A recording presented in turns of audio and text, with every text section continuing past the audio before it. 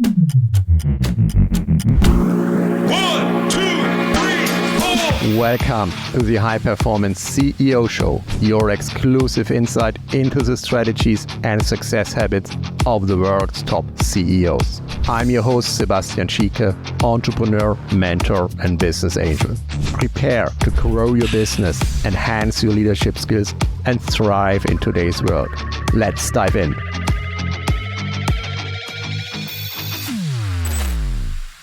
Hey, welcome to another episode of the High Performance CEO Show. Today, I have a very special guest, Steve Kilberg. And Steve is a very experienced person in the e-commerce business. And today we want to talk about exit. We want to talk about how to scale a business to a certain point where it's the right time to exit. And we will learn a lot of insights which every SaaS or e-commerce owner should know before he starts thinking about exiting his business. And for this, I'm really happy to have Steve on the show today. So welcome, Steve. Sebastian, thank you very much for having me on your podcast. I'm looking forward to our conversation, and my hope is that your guests take away at least one action item that they can apply to their business, which is going to help them grow. So if they ever decide to sell, they can make more money. Thank you. I mean, every business owner should have an exit strategy. Otherwise, they have a job. Yeah. So every entrepreneur, if they don't think about exiting at some point, they just have a normal role and a kind of employment role in an organization. Yeah. So even if you just started your business recently, you should think about how could an exit look like? Either selling it, or merging it with another company, or whatever strategy is out. You should think about this. And for that, people like Steve help especially e-commerce businesses to go through this process. So Steve, tell me a bit, what kind of company you typically work with, and what is the situation they are in when they approach you, and what is a typical transformation process and result look like? That's a great question, Sebastian. And it's interesting doing this because I'm in the trenches every day, and I talk to various businesses. As you mentioned, I focus with e-commerce businesses. I will also work with SaaS businesses. Mm-hmm. We also have some apps for your mobile phone businesses or affiliate businesses, affiliate websites. So anything that's digital in nature is what we're taking them through that experience. And these are assets because they're smaller. They're doing less than 10 million in sales per year in revenue, right? So that's the threshold. And there's a reason for that is these are small enough to where private equity firms typically don't go below $10 million because it's not worth their time. So that's one of the reasons we focus on this really unique niche of the ecosphere, if you will, the worldwide global economy. And so there's a lot of businesses that fall into that. But what the main reason that businesses get to this spot where they want to sell is, well, there's a handful of reasons. You might have a partnership and then one partner wants to go in a different direction, or they just get kind of tired of it, even if they're a solopreneur, or if they've grown this business. Many, many stories, and you'll see this, you hear these stories about the big ones like Apple, where they started it in their garage and they grew it to this multi-billion-dollar business. The people that we're dealing with are never going to get to that level. And that's okay. I want people to know that's okay, because you don't have to develop the next Apple to be happy and to build something from an idea or from however you got to that spot and have an exit experience. And that is a truly life-changing experience, no matter what the amount is, because even if you don't retire, one of the things I want to share with your audience is that having that exit experience is an accomplishment. And going through that from A to Z is literally a life-changing experience, because you can look back and say, I did that. And there's a whole bunch of war stories that will happen along the way that I can guarantee your listeners, because it is not a straight, very emotional. And that is one, man, that's so common, because every business owner we deal with has different phases, and there are different people from all over the world. And that's ironic because I'm located in the States, but most of the businesses that we work with are outside of the U.S. Mm-hmm. Just for example, last week we closed on a business that the owners are in Mexico, and the buyers are from the States. 2 weeks prior to that, or 3 weeks prior to that, we closed on a business, an e-commerce business the founder was in Amsterdam and the buyers were in Toronto, Canada. And so these are all over the world. We've got another business right now that's in Eastern Europe. This is a SaaS business. And the buyers are actually located in the US. And another one, it's in South America. It's another SaaS business. And potential buyers are actually in London. So you can see they're all over the world. So I find that fascinating because I get to see and meet different people. And one of the benefits to come out of COVID, which we know wasn't a great experience, it was a horrible experience actually, but is that we're more used to these digital video platforms that we can build relationships with people all over the world. And that's a great thing that's come, is one of the positives, right? We have to look at something that's come out of this. But Definitely. Rambling off topic here a little bit, but the point is that we're dealing with those businesses that are under 10 million a year in revenue. And that there's just a variety of reasons why they've chosen to sell. Again, a split in partnership, or the business owner is just tired, or they've got it to a spot. And this is also very common, is that they get to a spot and they say, I can't grow it anymore. And it's a concept in business called the Peter Principle. And if your audience has never heard this, they can just Google this, but it's called the Peter Principle, where you're only going to grow, whether that's the business or in your current role, your organization, or wherever you're at in your life, to the level of your skill sets today. Now, that doesn't mean you cannot grow even higher, but it's where you're at today. And depending upon where your mindset and where your skill sets are and where your business is, you're thinking you can't grow anymore, or you know you can, but you don't know how to get there. And so you're burnt out, you're tired, you're frustrated. And that's the stuff that we deal with time and time again. And the other last commonality we deal with these businesses, that they're specialists in their field, right? So they're a product specialist, or they know the niche, they know it inside and out. They decided to build this product around this idea because they know that there's a void in the marketplace, which I commend anybody for doing that. But they get it to that spot where, again, the Peter Principle takes over, and then they just don't have the next skill sets to take it to that next level. And so then it's when they come to us, and then they ask us for advice. So we then do two things: is we can actually help them basically grow their business, because a lot of another big commonality is they're lacking the marketing and sales skills and some of the infrastructure, but it's really the marketing side, because they're specialists in their field and they don't understand the digital landscape and how to grow a business, right? They don't understand some of the things that are very blatantly obvious to me, because this is what I do. And I grew my own e-commerce business as well from an idea, and I grew it to 7 figures. And then this thing called COVID happened and really crushed my business.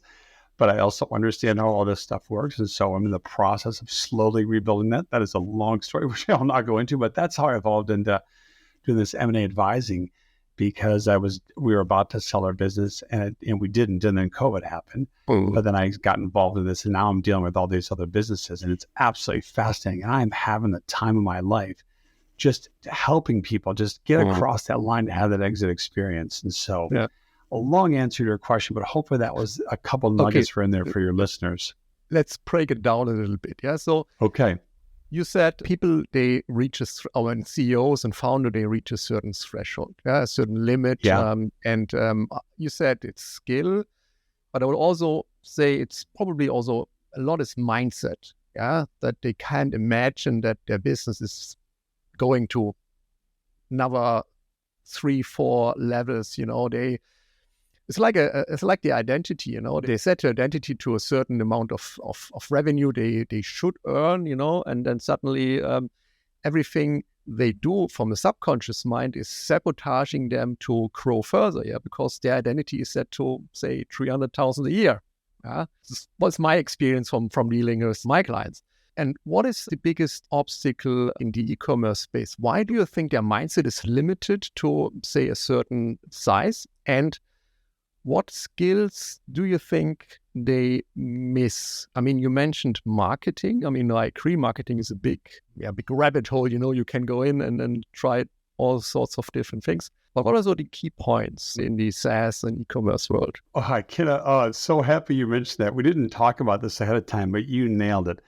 The number one reason they will not grow is their mindset. That is the only difference between somebody doing 300,000 a year and 3 million. That is it. This is 90% mindset. The rest is tactical things that anybody can learn. But if you don't fix this, and we are all guilty of that, myself included, right? Of Because course. when I first started, just to give you an example, when we first started our e-commerce business, the thought of me spending $50 a day on ads, I freaked out about that and said I would never spend $50 a day. When our business was humming, I was spending $2,300 a day, and I was letting her fly. And I actually had to turn my spend down because we were going to run out of inventory, which is another whole challenge you learn as you do this stuff, right? But Good see, problem. that is when I got to that. Yeah, exactly. It's a great problem to have, right? But at the same time, though, I still even then had limiting beliefs saying, well, can we double this? And yet in the back of my mind going, I know we can. I know it's possible, but is it really possible? You start doubting yourself in those regards, right? I'm so glad you brought this up, because I just talked to a prospect client coming in. She's got a skincare business. She's doing about $250,000 a year right now. She's doing this out of her home, right? So this is hysterical. I love this. And I said to her, like, how much are you spending on ads? And she goes, well, we're spending about $2,000, maybe $2,500 a month. And I think we're maxed out. And I just smiled and I looked at her, and I know it's right here, right? I told her the story that we were spending that amount per day, and her jaw hit the table. Then I told her stories of a colleague of mine that I know in the industry, because I've done consulting with people. I've even had some friends who are running ads and doing consulting in different businesses. They'll say, hey, Steve, can you come on and give us a fresh set of eyes at things? And I'll come in and just kind of see it from a fresh set of eyes. And I told this to this woman just last week, and I want to share this for the audience. So she was spending $2,000 to $2,500 a month, which is about a couple $100 a day, right? Which is a decent amount, right? I told her that we were spending up to $2,300 per day, and she her jaw hit the table. Then I told her what one of my colleagues was spending per day, and she just didn't believe it. And that number was $75,000 per day, and this was just on Facebook. Ridiculous numbers. Yeah. Ridiculous numbers, but she could not believe that was true. And I said, it's absolutely true, because I've been on the inside of the ad campaign. I've seen it. But until you can actually sometimes see that back end, it's hard for you to get your head around that, but it's completely possible. And there are people that spend even more than that. But again, that's just too hard for the average person to kind of get their heads on. But it ties back to your question is, they get to that threshold. And it's funny you mentioned that 300,000, because that is really the threshold that people get to in this yearly basis. They get to that and they just can't seem to break through. And that's the answer that they're missing, is they need to get mentorship or a coach or some of the right people to help them take that to the next level, help them not only with their mindset, but just some of the business processes. Now there's working capital in the e-commerce business that's going to factor in, but those are solvable issues as well. And so those are things that people then put beliefs in their heads. Well, I don't have the money. I can't do this, but there's solutions to all that stuff. It really starts with right here in your mindset. And that this woman, she was like, okay, I want to think, we're still talking, and she's going to come on board because she's not quite ready. Is she ready to sell? And I said, look, I'm telling you right now, we can sell this thing. You're in a niche that is in demand right now in terms of buyers coming in, and the people that are going to come and buy this thing have the skill sets above you where you want to get to, but they're going to do it today. And if you're either going to make the choice of, I got to learn and break through that mindset, or I got to sell. So she's thinking about that right now, but that's also a very common conversation I have with people. So what is, you said she's in an industry which is in demand. Which industries you think are really kicking it at the moment? Well, really, that's a great question. Here's another thing that I want to drill into in our conversation is there's a few questions I always ask people as either I'm advising them on growing or they're coming on board to sell. Because these are what savvy buyers are going to ask is one of the core questions. Well, there's really 4 questions in terms of the growth aspect of it, right? And every person listening to this podcast, whether you're doing e-commerce, SaaS, or an app business, it doesn't matter because these numbers still all apply. Is what is your cost to get a lead? Whether it's down to the euro, down to the dollar, doesn't matter. You need to know that down to the penny or down to the dollar. You must know that number.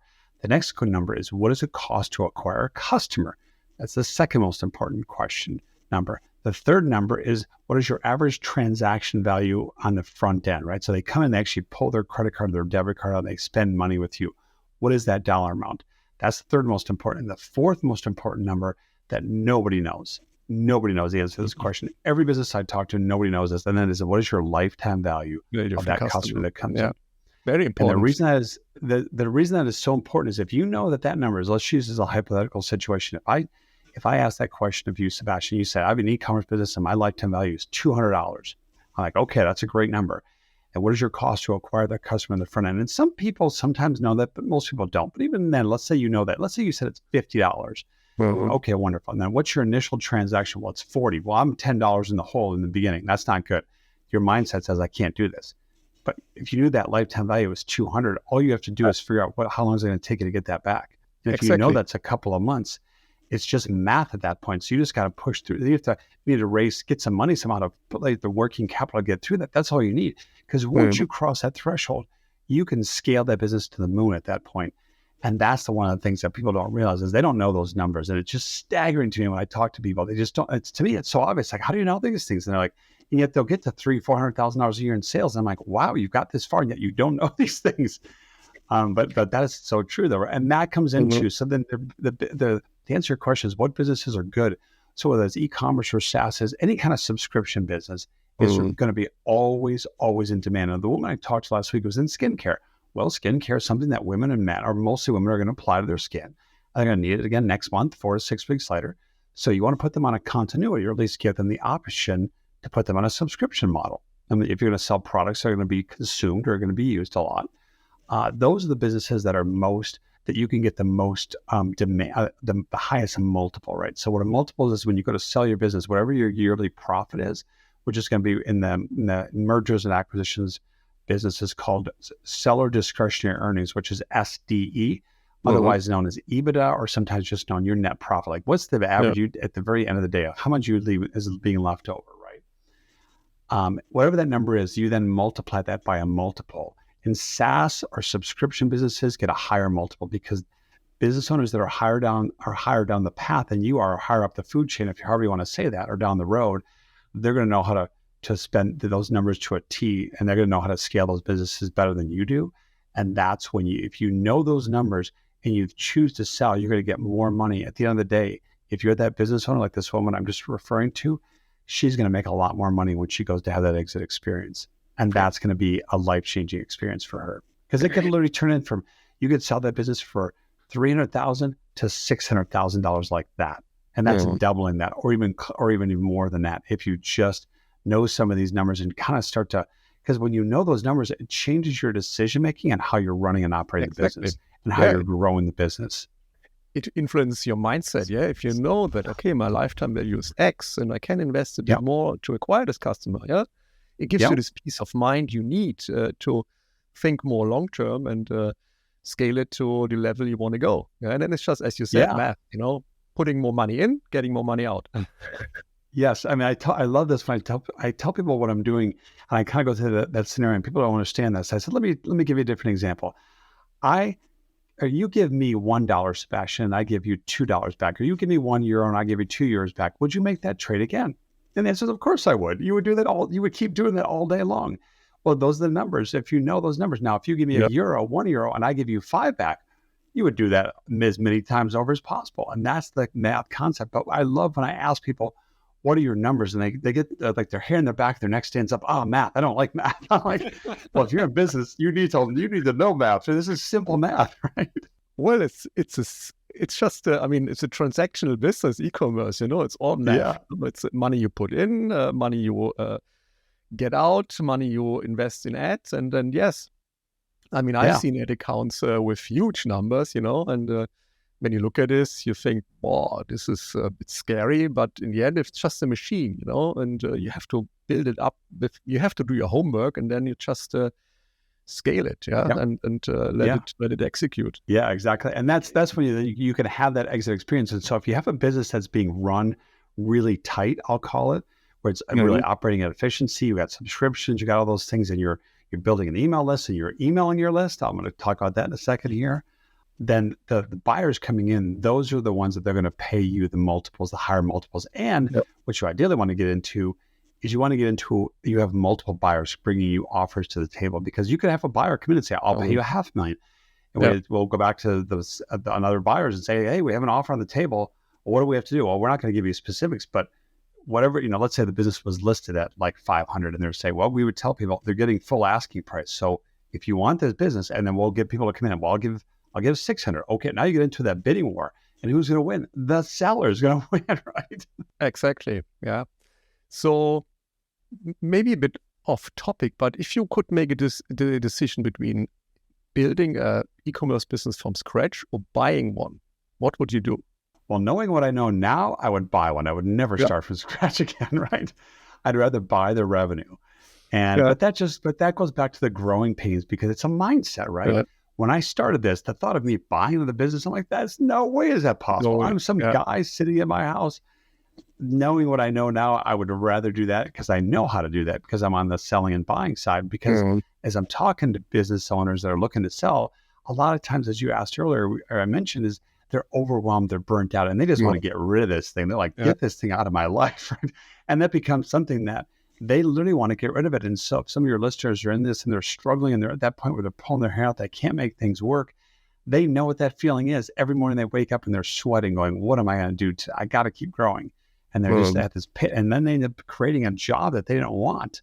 It's worse than the corporate job that they had. Right? Exactly. But when you buy one, then you don't have this emotional baggage. You don't have the history, you just get in fresh with a fresh mindset without all the pain the founder went through. And I think this is a great opportunity for people to get into a new business without spending years in going through this pain, and trauma to build things up and sleepless nights. And my son is currently, I have a 14-year-old son, and we are setting up his first online store.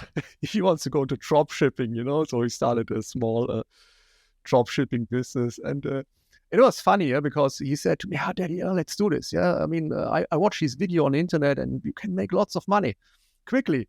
And I said, I mean, there's lots of pain you have to go through. And then I was a bit hesitant because I know what it meant, even small Shopify store, you need to do a lot of things.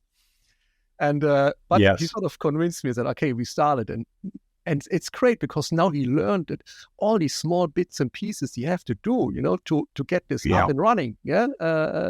Technical stuff, legal stuff, finding the right product, getting the right pricing right, testing, and so on. And he said, if I would have known, I would never started it. And I thought, oh, thank God we did it, because now you learn a lot for life, and that's a great investment. Oh, 100%. You're very fortunate your son wanted to do that, and you have the skills to help him because that is such an education in life. I cannot stress. I'm grateful to go through the pain that I've gone through because I've learned more in the last 5 years than I learned. I'm serious when I say this. I've learned more in the last 5 years, the stress that's involved, the up and downs that's involved about building a business from an idea at dinner to growing it to 7 figures, the pure satisfaction, if painful as it's been, and you if you make the mistakes that I make, you would lose a lot of money along the way. But the lessons that I have learned, those skills have given it. Just I cannot. It's just amazing to see because now I can look at any business and see where there's holes, and it's just easy for me because I've been through those painful parts, right? So give me 3, I mean, you talked about emailing the list, one thing. Give me in total 3 things many people miss out, but they would, if they would put them in place, would really move the needle. I mean, what would cross your mind? Oh, it's a great question. So yes, the first of the number one thing is, I already talked about a couple of them a second ago, but the number one thing that I'd encourage your viewers, your listeners to do is to pick something that, if they're starting from scratch, first of all, I'll give us a couple of ways. If you're starting from scratch, pick something you enjoy, because here's what's going to happen. If you say, I can make all this money selling this widget, and they're focusing on the money, I can guarantee you what's going to happen is you're going to hit those roadblocks. So you don't know what you don't know yet, and you're going to experience some setbacks. It's going to happen. And you're going to be like, I don't want to do this anymore. I don't like this product. And so this is what, if you pick something you enjoy, you're going to push through that to say, well, I don't care. I'll figure this out because I really like this idea, this widget, whatever that is. If you're choosing e-commerce, even if you're doing SaaS, because you like something enough, so you're going to push through those moments because it's going to happen. I can guarantee you that. And if you choose the example of, I'm just going to do it for the money, in 6 months, you're going to have something and you're going to quit and you're going to go do something else. And granted, you will have learned some things, but you're going to lose time. And that's the most important thing, right? So pick something you enjoy. That's the first thing.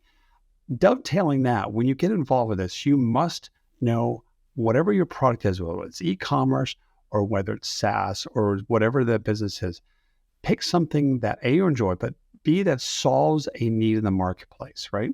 So whether it's a product, now it can be the same product that's already being sold out there. That's okay. You can be a Me Too product. Plenty of businesses have made it work. That's what our business was. We were competing against multi-million-dollar businesses, but I understood how to do, how the business ran because I could see the dials and all that stuff. And yet I was able to grow our business. And that was one of those huge aha moments when just a side comment here, but my wife and I were sitting at home. We were traveling the world, and then we were back in the States, and we were watching some television, and just in the background, a commercial was on. I'm like, wait a minute, that's one of our competitors. They were running a television ad during primetime television, which is between 7 and 10 in the evening. I don't care where you're in the world, that's primetime. That's when the most eyeballs are watching. They were running an ad. I'm like, we're competing against those guys, and yet, yes, we're much smaller, but I'm making this work. And they're spending all this money on TV ads, which is the most expensive medium. And that was one of those aha moments, right? But with the dovetail in this thing is I knew my ideal buyer front to back and back to front, right? That is also critical.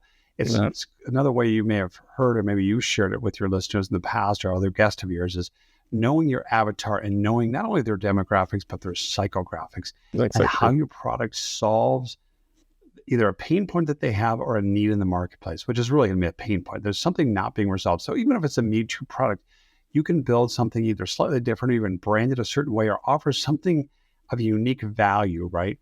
Because the other thing to look at is even if you're selling a Me Too product, this is what we did with our business, is that we were we were the underdog, right? We were a family business. My wife and I were running this thing. And so people were kind of rooting for us.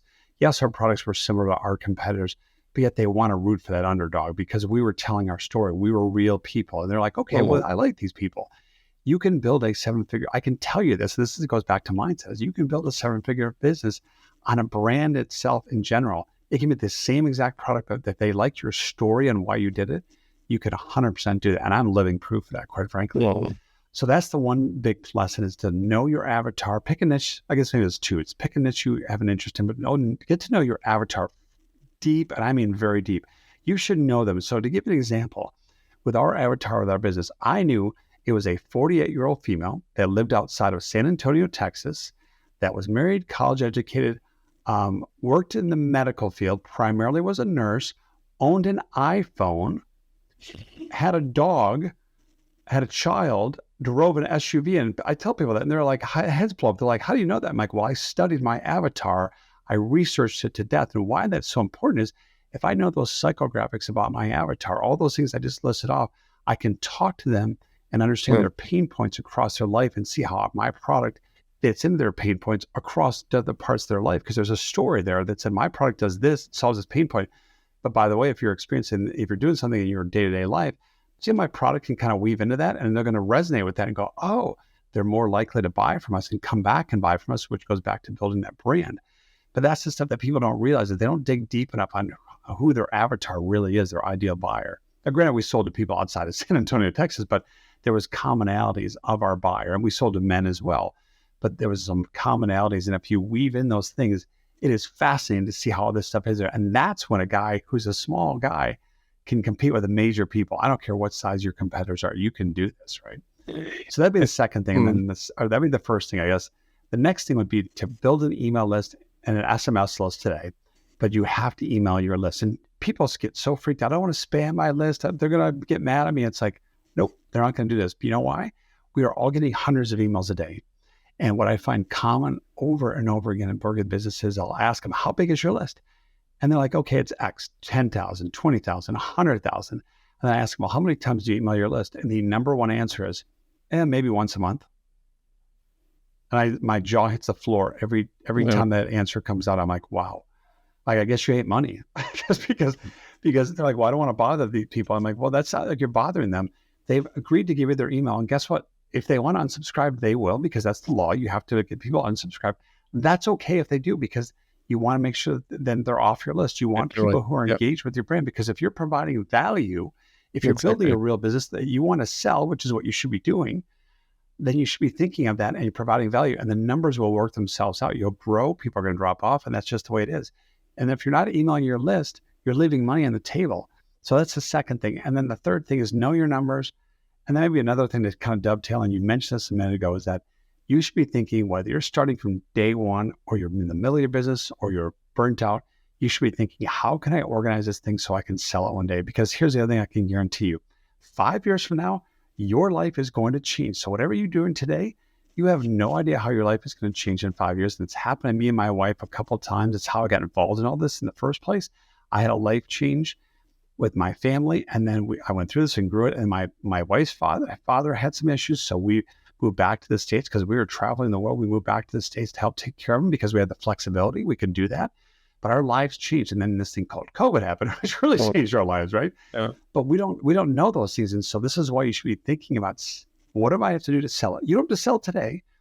You don't have to sell in 6 months, but you should be thinking, there's going to come a point when I'm going to want to sell this. And if it's organized and set up, and I know all these things that I just described, you're going to get more money for that than your competitor that's not, because I can guarantee you that they're going to get less for it.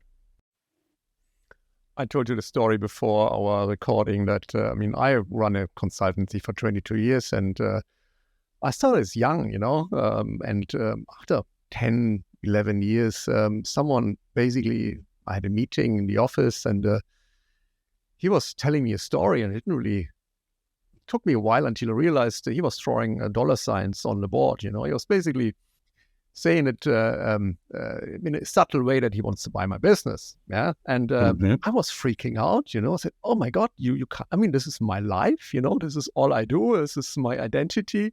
I can't just sell this. And we all have to learn this. I was young. I never really started this business initially to sell it. Yeah. It's just, I got into it and I loved it and I was really thriving. But this was a major learning point for me a couple of years later, realizing, hey, when you start something, you need an exit strategy as an entrepreneur. Otherwise, you have a job, you have a normal employment. And it's a very important thing to consider. Even if you don't want to sell it right now, it is crucial to, plan the thought and think about options. Yeah. I love the points. And yes, mailing your email list is crucial, and it's a filter. You, as you said, you eliminate people who are not a fit, and defining the avatar. I think this is something many people are afraid of because this is the fear of missing out. They think, oh, I could serve the whole world. Why I should limit myself? Yeah. But if you talk to anybody, you talk to no one. Yeah. As you said, really nailing it down on a lot of very detailed points like, having an iPhone. Yeah. This shows a certain character and it helps you to talk to this person in a certain way. That's right. And you're more relatable. You're showing your subscriber that you understand them. And when we feel understood, we're more apt to listen, right? We all feel like that. It's human nature in that regards. When there's someone listening to this at the moment and thinking about, hey, I'm in this kind of situation. I have this e-commerce business. I have the SaaS business. I'm invested in a few as a business angel. How would they be able to reach out to you? What should they do? Yeah, thank you, Sebastian, for asking. So I've made a special offer for your listeners. If they go to SKRP Media, that's all one word, skrpmedia.com/Sebastian, then I will do a free consultation with them, just give them some tips. Just a lot of times you just need that outside set of eyes to take a look at your business. And when I was at a spot where I was struggling, I would have paid so much money to just talk to somebody to look inside my business. I can't tell you how many times I would reach out to somebody and say, can you look at my business? And they would say, no. I would be like, oh, when I get, or they would say, yes, I can, but it's 10,000 US. And I'm like, I'm not going to pay you $10,000 to look at my business, right? But at the same time, I'm willing to do that for your listeners. So that's skrpmedia.com/Sebastian. Sorry, go ahead. No, we put this in a show note. Thank you very much. And it's a great offer. And just to clarify this, I don't get any commission out of that. Yeah. So, please. Just something special for your listeners. Yeah. Yeah. This is very nice of you. Steve, thank you so much. We touched on many important aspects of running a business, growing a business, buying or founding it, I agree. Now at this stage of my life, I would also probably buy one, and just bring it to the next level without going through the initial pain. been an amazing conversation. Is there anything you think, hey, I would really love to share this now and we haven't touched on? Yeah, the only thing I would say, just in closing, because you mentioned there about, starting from scratch or buying something. This is a whole separate conversation, but don't let the money scare you, because a lot of times people think, I don't have the money to buy a $500,000 e-commerce business or $1 million e-commerce business. But people don't realize you don't have to come up with all the cash to make that acquisition. So that's just something to maybe leave with your audience. Now, the seller's going to want to get money. There will be cash that would change hands, but it isn't all coming out of your pocket. And people have that mindset again that I need to come up with all this money, and it's not necessarily the case. But all this stuff kind of ties together, right? So even if you're going to sell, if you're that desperate to sell your business, you want to get rid of it, because we have some sellers right now that are saying to us, like, just get rid of this thing, right? But I want to get some money out of it. They're willing to take as well what's called an earnout. So they'll put a deposit, they'll make a payment or portion, 30, 50% of whatever the selling price is. Then that remaining amount will be paid out over time, right? And that's something. And then there's clauses in there saying if they don't get paid, they get the business back and all those types of things. So the seller's protected. But those are ways, and that's a whole long conversation. But again, try to think that they should be thinking of selling the business from day one. Thank you so much, Steve. And I loved our conversation. I love your offer. We will put it in the show notes. And amazing business you're in. And wish you all the luck in the future. And really enjoyed talking to you. Sebastian, thank you so much. I really enjoyed this. I really am grateful for the opportunity. Thank you. Thank you for tuning into the High Performance CEO Show. I'm your host, Sebastian Schieke, and it's been a pleasure serving you. Please subscribe to our show on your favorite platform and leave us a review. Your support helps us reach more listeners and create a bigger impact. Check out our website, sebastianschieke.com, for additional resources. Until next time, be bold, be exceptional, be outstanding, be a leader.